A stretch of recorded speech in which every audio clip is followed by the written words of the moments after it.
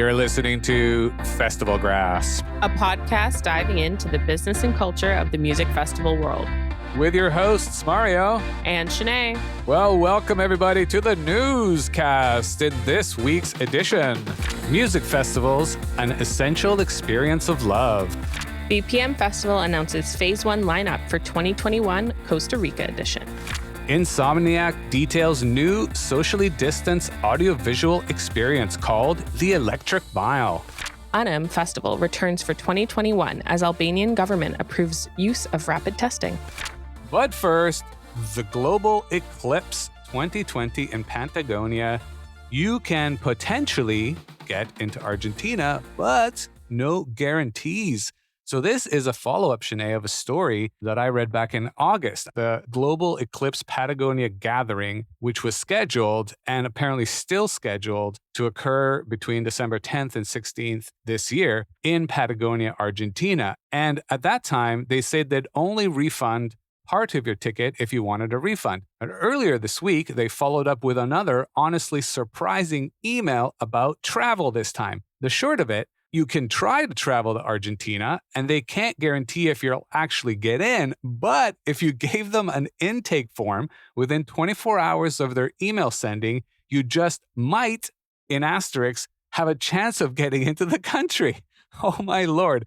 Okay, so let's take a step back here and revisit the fact that COVID-19 is spiking again all over the world, and cases have been skyrocketing, and in Argentina, they did close down the entire country. However, the event could, well, as far as they stipulated, would only feel responsible to refund tickets if they themselves canceled the event. However, there's nothing preventing them, at least Argentina has not told them that they cannot have this event. They simply are not allowing any foreign travel. So this to me is quite interesting because they are treading the line here with toying and teasing their fans and their ticket payers or the ticket holders, basically saying, listen, if you guys can take a punt or take a chance and get into the country, we may not be able to help you. I just need to read the full email, Sinead. So it says, hey there, Eclipse chasers. We are getting closer to experiencing the magical dance of the cosmos together in the majestic nature of Patagonia. We have been delighted tracking travel restriction updates into Argentina in order to best support our patrons. We are excited to share that we have recently come across a potential opportunity to grant permission of entry to Argentina to travelers coming from other countries not yet allowed into Argentina. This option is open to patrons who are arriving via Ezeiza Airport in Buenos Aires with reservations like yours within the total solar eclipse area. On behalf of the local authorities in Argentina who have provided this option to Eclipse chasers, we are currently extending this offer to you as a pass holder. Global Eclipse is not affiliated to this process, nor can we determine the outcome of the decisions the Argentine government will make regarding granting this access to travelers whose information we submit on their behalf. However, we have received this unique offer to help our patrons potentially access Argentina amidst the current travel restrictions. Below, you will find a link to a form that will ask you information that is absolutely necessary to place you on the list for immigration purposes. And then they end it, we have also included the link to a recommended traveler's insurance as it will be required for entry to Argentina along with a negative PCR test taken no earlier than 72 hours before entering the country. We look forward to seeing the myriad of faces that make it to the spectacle against these crazy odds. Yours truly, the Global Eclipse team, Shanae. Oh my Lord, what do you think? I think that they're dangling a half-eaten carrot over their attendees' faces. You know, I remember the last time we spoke about this festival, one of the attendees had said that their fear was that if they pursue a refund and pursue a chargeback through their credit card or a lawsuit, that they may not actually get any money back, and then lose their ticket altogether. But if they go to this festival or attempt to go to this festival and they don't get in to the country, then they lose this money all over again. So it seemed to them like a lose-lose situation, and hearing what they're offering as a solution is just ridiculous. Like, you're saying, hey, you can try to do it this way, but you might not get to come into the country still. So now you're giving people this mild level of hope, and potentially people who haven't booked travel yet are going to now book travel thinking that they could get into the country. So it just seems really shady to me. I don't want to sound like a pessimist all the time, but let's be real. Like, this festival doesn't sound like they're really trying to help their patrons, because if they were trying to help them, they would say like, "Hey, you have this option, or you can get a refund, or you can get a credit for the next year," or something. Give them something that's not, chances are you might not get in the country, but you can try anyways. Absolutely. Look, I agree with you. I was on the fence last time I spoke about this story because I'm a huge fan of these particular festival producers, having been to the Global Eclipse gathering that was in Oregon back in 2017. An absolutely fantastic production. I could not have expected anything more. It was majestic. And I think they were trying to do it again, and COVID hit them, and they just aren't able to honestly do what they're supposed to do as professional festival producers, and that is to bite the bullet, take some financial losses, and pay back their ticket holders if they can. And they must give, you're right, they must give them something. Who is giving them advice on their PR? This is the worst possible handling of this situation. I'm certainly not impressed. I want to actually have them on a call. Maybe we can get them on a deep dive and pick their brain about why they would want to go in this direction. The whole entire email is essentially saying we are treading some kind of strange line between still keeping your trust and love and at the same time stabbing you in the back with with a loss of your ticket. Like, it's just insane what they're trying to do. And for them to even suggest that they have this like window of opportunity, except they're not affiliated with it. For all you know, you could get arrested at the Argentinian airport for having traveled illegally and be thrown into jail. Like, who knows? Like, they don't have anything to do with it, apparently. And it's really unfortunate because it just shows you how ill prepared, and I'm sorry, unexperienced some organizers are, because they think that they can do something until they hit a crisis and they're absolutely lost on what to do next. And you can see the big difference between, large scale companies like Insomniac, long standing festivals like Tomorrowland, things like that. You see the difference in how things were handled. And I think that comes with experience. And it's really beginning to show all around the world for all these different festivals. Absolutely. And look, at the end of the day, Eclipse chasers, right? When I experienced the Eclipse in 2017, it was my first one, and having done it at a festival was one of the most magnificent experiences I've ever had in my entire life. And I'm certainly not the only one, because everyone there had one as well. We were all in it together. It was incredible. And I know that this is the worst possible outcome for this event, because it's every 4 years, right? Like, it's not like you can just have one in 6 months. You can't postpone this. This is a once in a lifetime opportunity for a lot of people. So I can see it from the side of the festival, where they have no choice but to go forward.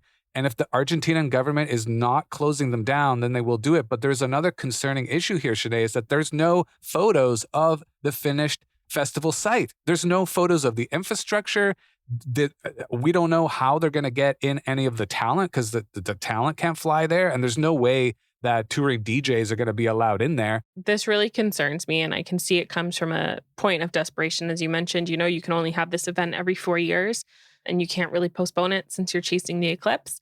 But if this just screams Fire Fest. Like, I just am honestly feeling worried about the disaster that's going to come. And I hope that we follow this news story closely as we get closer to the date. Yeah, look, this great thing about the ending of this article, it says you can chase the eclipse in ways that don't involve risking your life and the lives of others with potential COVID exposure.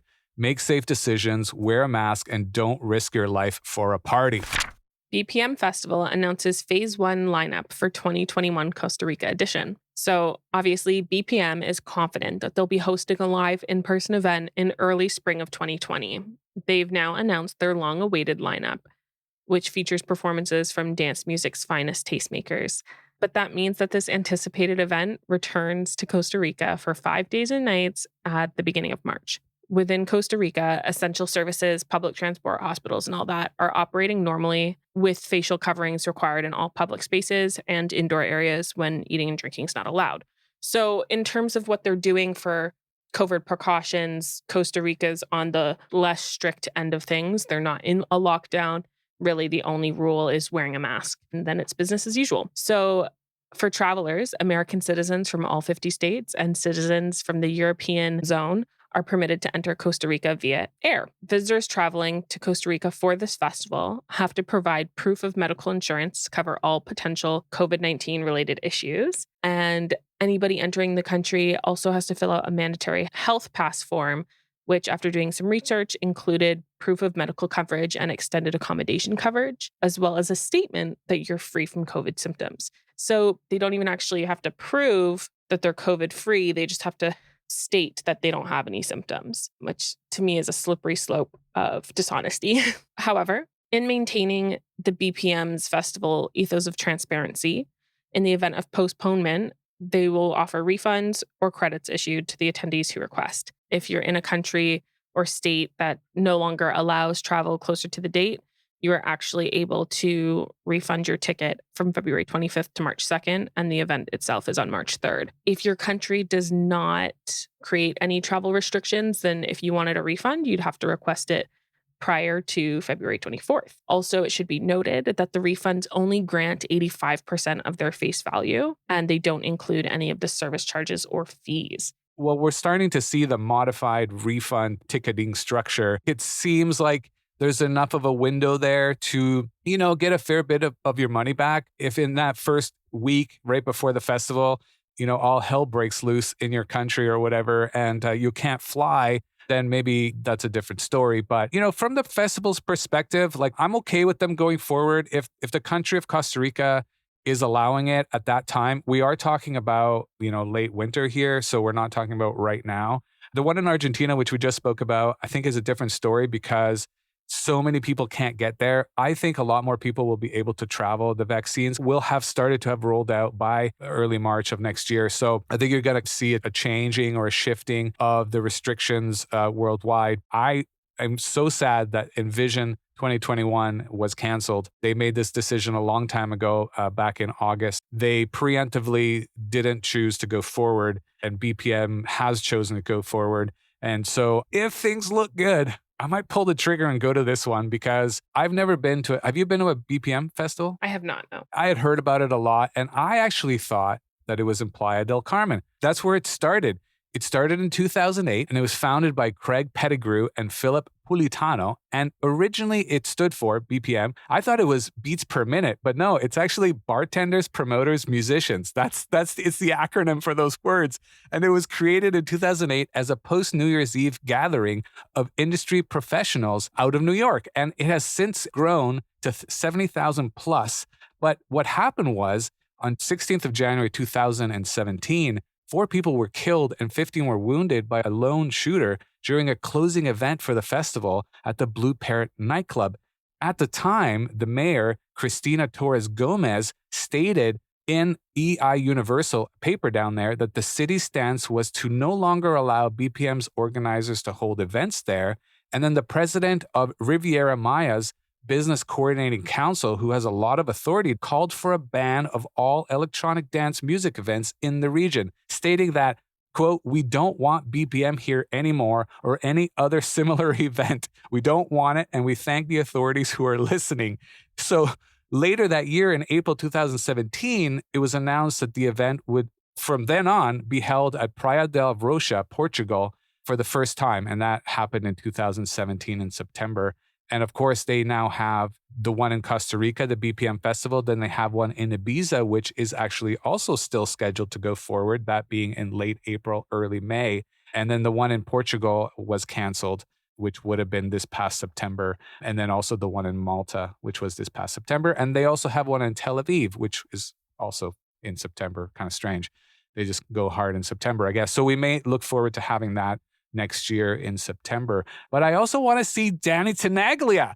Come on. Grammy-nominated record producer, 3-time International Dance Music Award winner, 3-time DJ Award winner, and 2-time Music Awards recipient, Danny Tenaglia. Be sure to keep tuning in weekly for our music festival newscast and subscribe to our Deep Dives, our bi-monthly in-depth topical discussion show with interviews and guests that will bring you insight and knowledge. Link in the show notes. All right, Insomniac details new socially distanced audio-visual experience called the Electric Mile. So it's opening its doors on January 1st in Santa Anita Park, just outside of Los Angeles. The multi-day in-car party will host an array of exemplary over-the-top Insomniac experiences. This includes 7 unique worlds representing Insomniac's most beloved festival brands, including EDC, Beyond Wonderland, Nocturnal Wonderland, Escape, and Countdown New Year's Eve. Electric Mile will play host to more than 500 art installations, 5 million lights, as well as other Insomniac event staple decorations, including lasers, disco balls, light up mushrooms, and much more.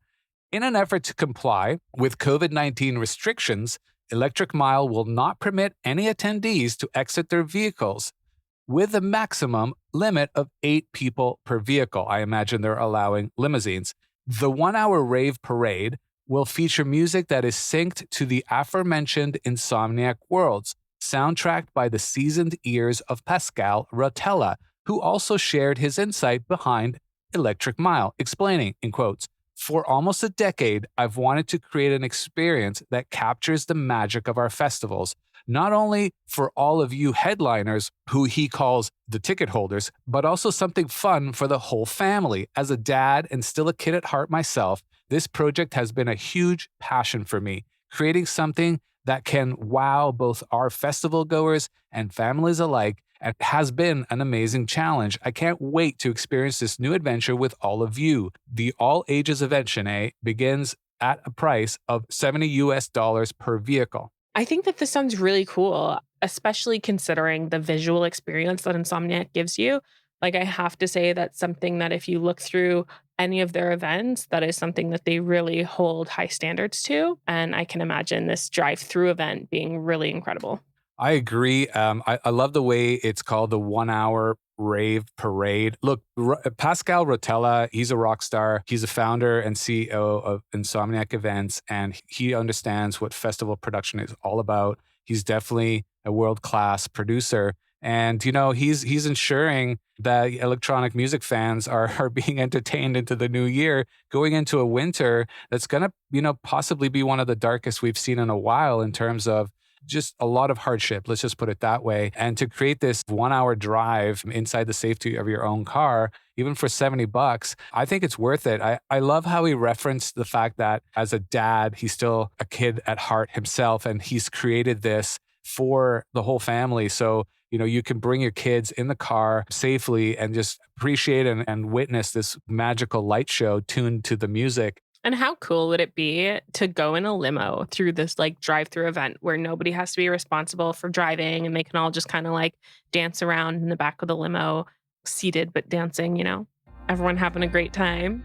Would you like to be on the show? If you or someone you know is a journalist with a relevant article topic or can speak to a story we have covered, please click or forward the guest sign-up link in the show notes. We'd love to have you on. Don't be shy. Like what you hear so far? Make sure you never miss a show by clicking the subscribe button now. This podcast is made possible by listeners like you. Thank you for your support. Unum Festival returns for 2021 as Albanian government approves use of rapid testing. This festival returns to the gorgeous beaches and pine forests of Shenyang on the Albanian Riviera from June 3rd to 7th in 2021. After careful discussions with their Ministry of Tourism and Environment and the Ministry of Health, all necessary measures will be undertaken to ensure that rapid tests will be offered at this open-air festival venue so that people can enjoy world-class music in a stunning sun-kissed setting next summer. This actually makes Albania the first country in the world to approve testing for social and cultural events. This 5-day festival has both hope and opportunity on their side to make their festival safe for attendees. Organizers believe that in addition to the rapid tests, the vaccine will be released in time for their festival's upcoming summer event. However, Mario, after looking on their event website, including their FAQs, they don't actually address any measures for COVID safety, travel restrictions, or ticket resolutions. So it appears that they may be clinging on to the hope and have the opportunity, but with little effort shown, they're definitely lacking in prepping for attendee safety and risk management overall. Definitely in stark contrast to the BPM article and festival we just talked about, which had a very detailed outline of not just the country and the region and what's required, but also their policies towards the worst case scenario. And you're right, I don't hear anything of the sort in this case, and that is worrying because look, you're traveling to a part of the world. I mean, if you live in that region, that's one thing. We're talking about anyone who's traveling from somewhere to there.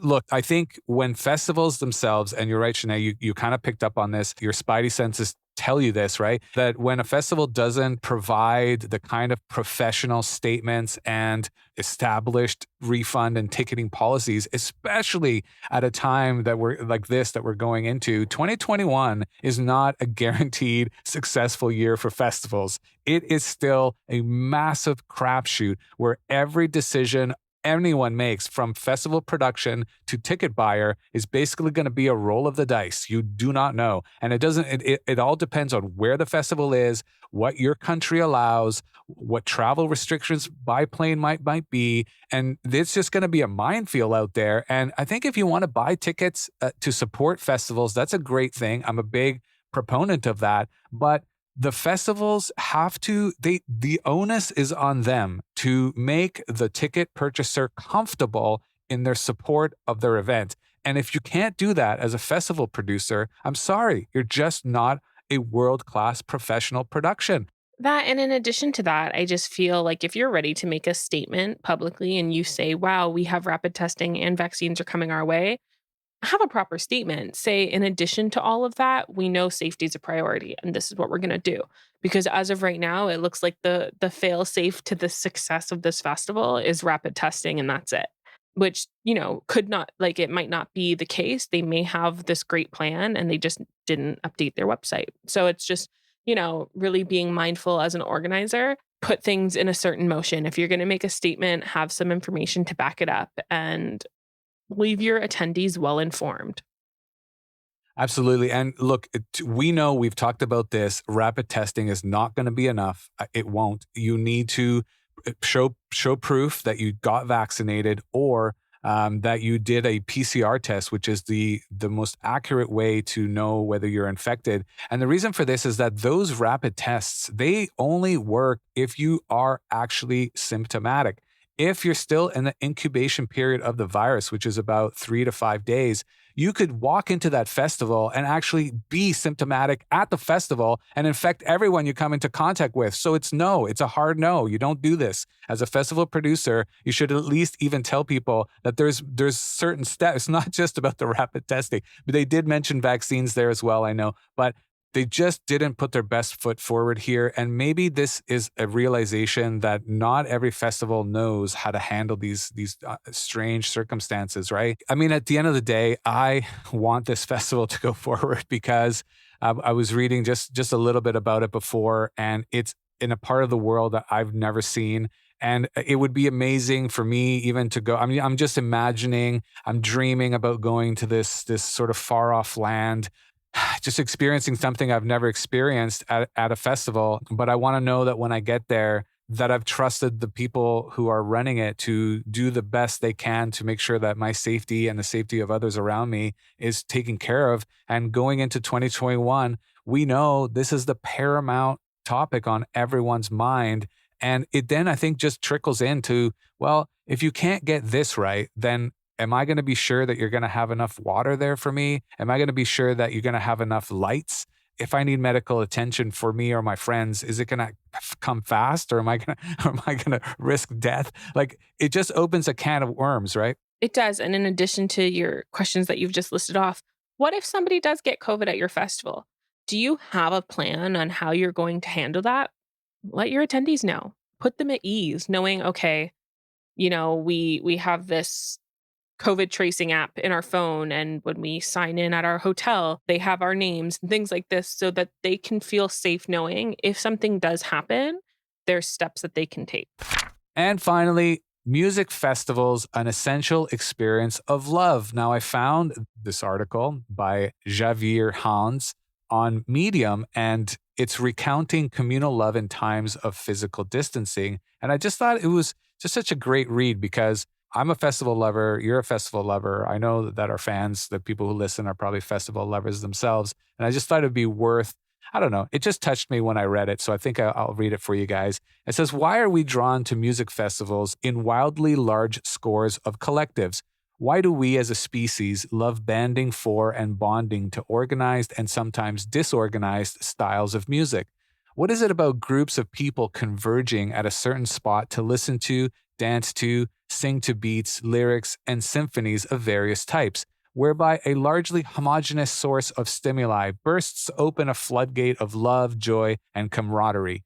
Why do we leave every music festival feeling exhausted, spent, legless, and dehydrated, but optimistic, excited, hopeful, calm, encouraged, happy, and connected? Why does every being of the human species and her aunt have to attend at least one music festival in their lives to reveal the answers to the questions above?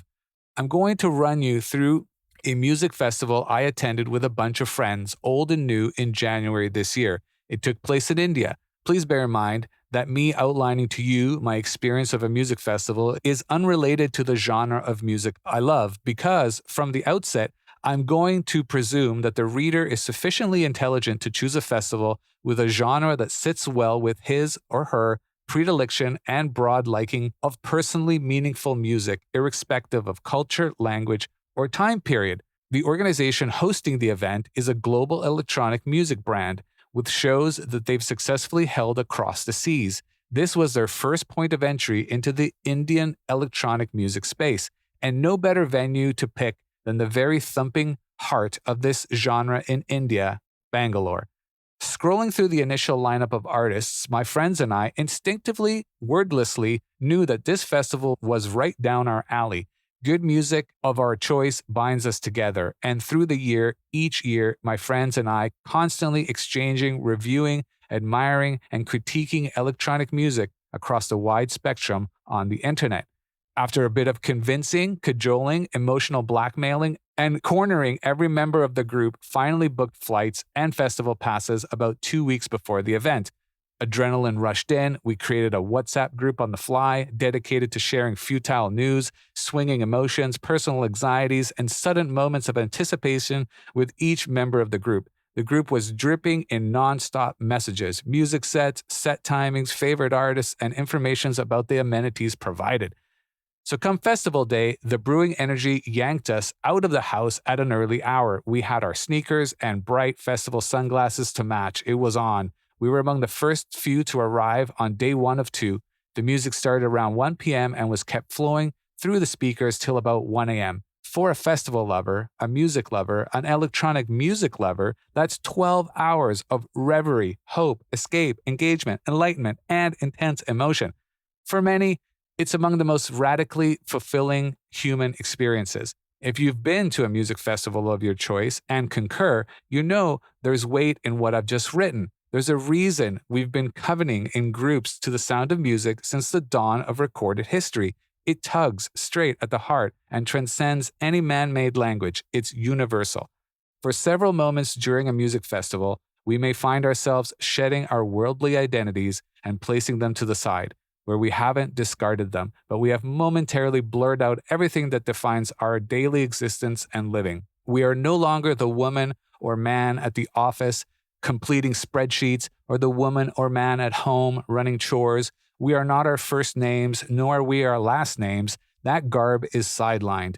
Wish to be the lone dancer in the crowd? Go for it. Wish to be the contrarian rebel? Shoot. Wish to be the guru having an enlightened experience? Hit it. Wish to be the character from Avatar or Star Trek? The stage is yours. As members of a highly charged audience, we have a metaphorical blank canvas laid out in front of us. And for those few hours of energetic music, we can paint our most fantastical and desired aliases on that canvas and embody them wholly, unrestricted, and free. This can be mystically therapeutic and satisfying because once the music stops and we pick our identity up to wear it again, that identity has a new and novel piece of human experience attached to it. The experience of an enthralling, ecstatic, communal music carnival. And if done with friends and family, it can magnify this whole inner experience tenfold, leaving us wanting to come back for a little more or a lot more. But don't just believe me. Go lose yourself at a music festival of your choice when the pandemic passes. You may return to reality refreshed, restored, and vibrantly renewed. Carpe diem. Well, thanks everyone for joining us on another week's Festival Grasp. Make sure to subscribe on Apple or Google Podcasts, Spotify, or via your chosen podcast collector, so you'll never miss us talking into your ears again. And while you're at it, if you find value in what we are discussing, rate us on Apple Podcasts. It's like telling a friend about it, but better. And it gives us a chance in that big old world out there. I know we're just getting to know each other, but come on, show us some love. We're here for you, you're here for us, so let's do this thing. To sign up as an expert guest on the show, to leave us a question or message, or to jar tip your support, follow the appropriate links in the show notes. Be sure to keep tuning in weekly for our Music Festival newscast and subscribe to Deep Dives, our bi-monthly in-depth topical discussion show with interviews and guests that will bring you insight and knowledge. Link in the show notes. This podcast edited by GBA Recordings. For me, Mario. And Shanae. See you next time. Bye.